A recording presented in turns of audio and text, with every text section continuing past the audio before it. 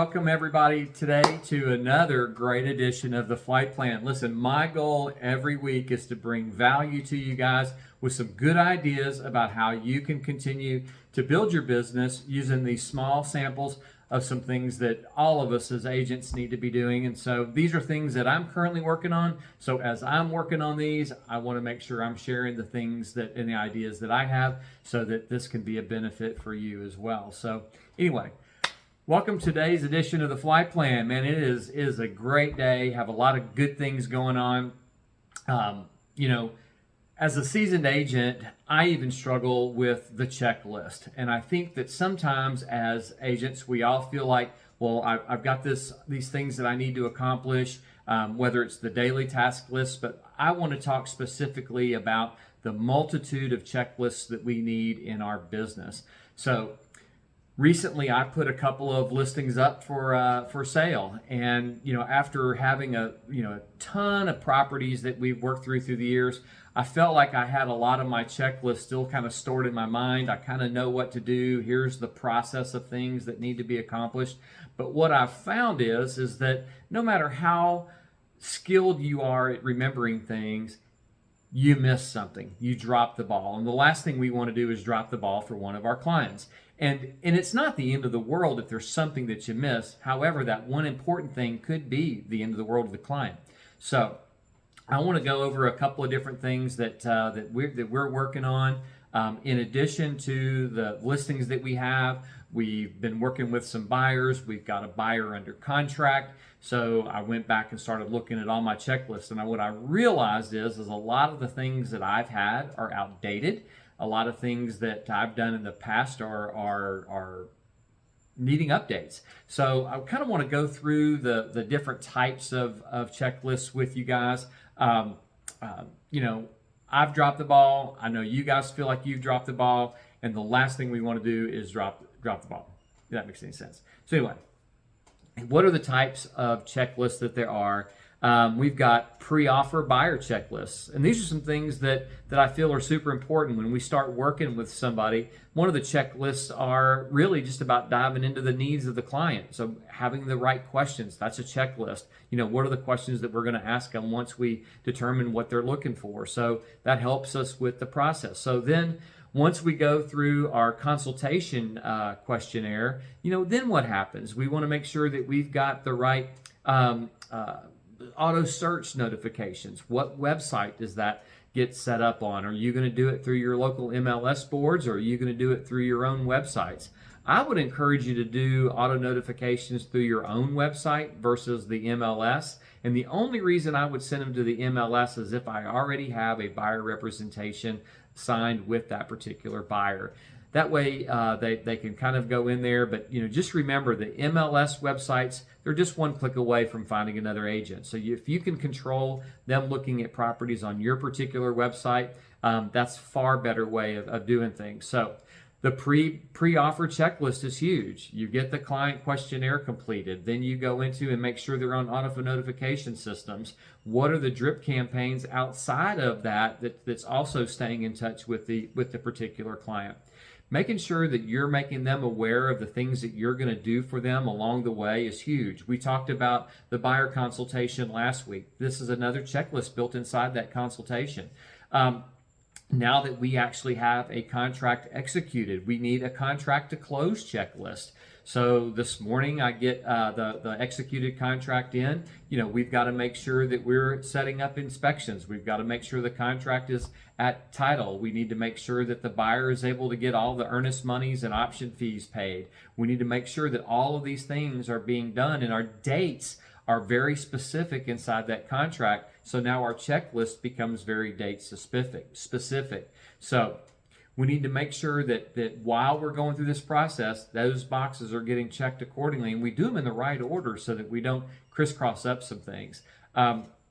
The other cool thing that we need to also do is make sure that the client has a list of all of the vendors that are going to be, be involved in the process. So we have the pre-offer checklist.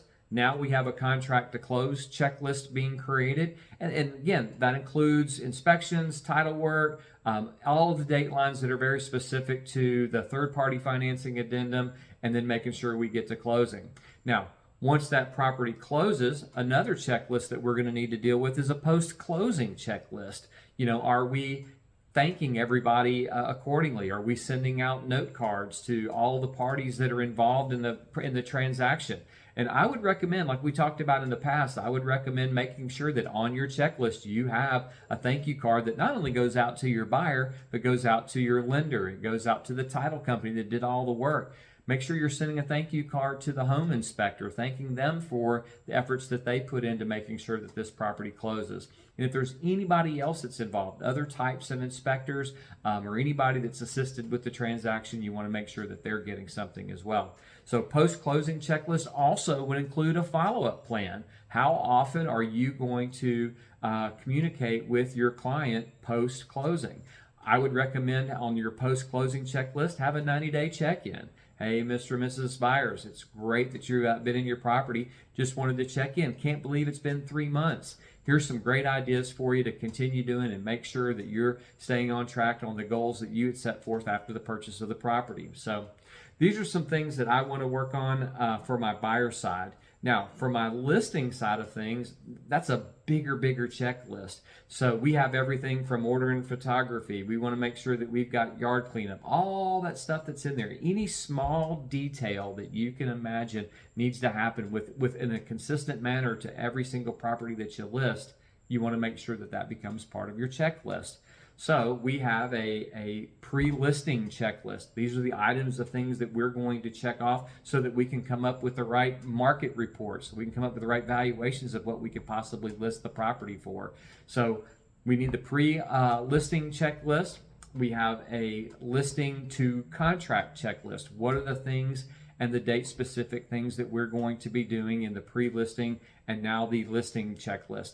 Now that you've got it under an agreement to sell the property, there's a ton of things that you're going to need to do there too. So that becomes kind of like your marketing checklist. Where are you going to post all of the things that for the images that you're going to post? Where are you posting all of this stuff to attract more eyeballs to your particular client? So creating that marketing checklist is huge for the seller so that they can follow along to make sure that you're being held accountable to the marketing efforts that you're going to do for that particular listing.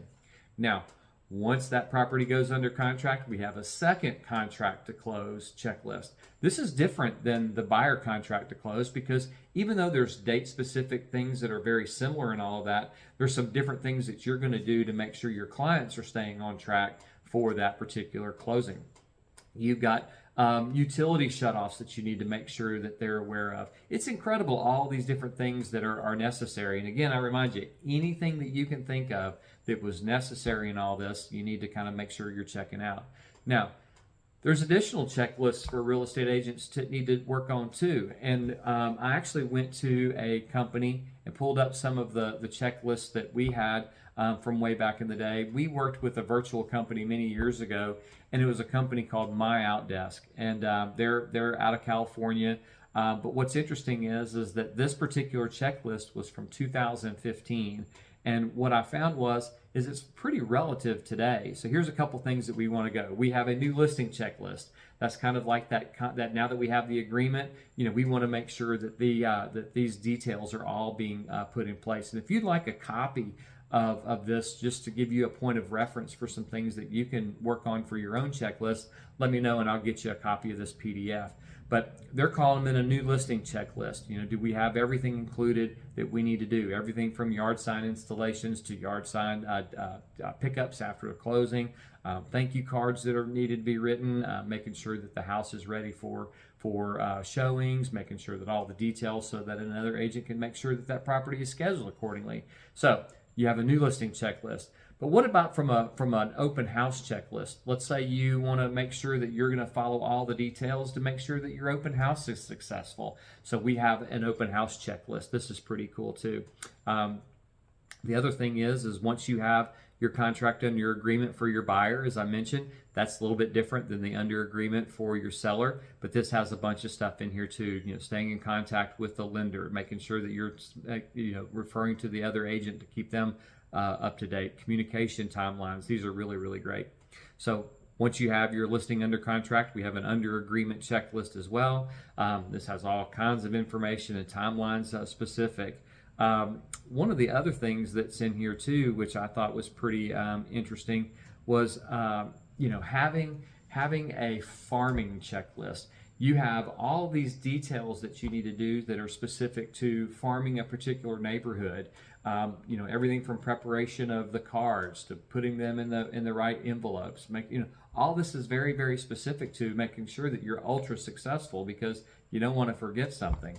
I'd love to share more of these types of checklists with you. I think it's super important for every agent to have this so it keeps top of mind.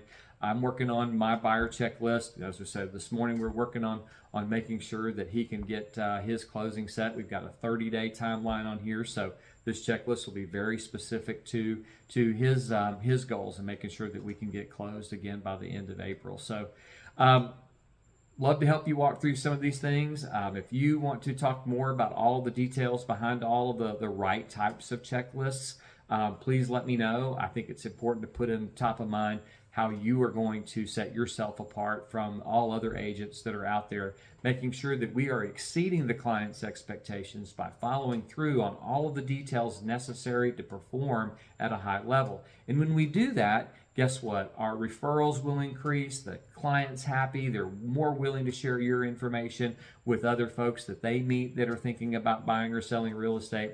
So it all begins with the checklist. It all begins with making sure that you have every stone open to not be unturned. You want to make sure that you are delivering that needle in the haystack. So listen, I hope you have a great week. We're really excited about all the activities that's coming up.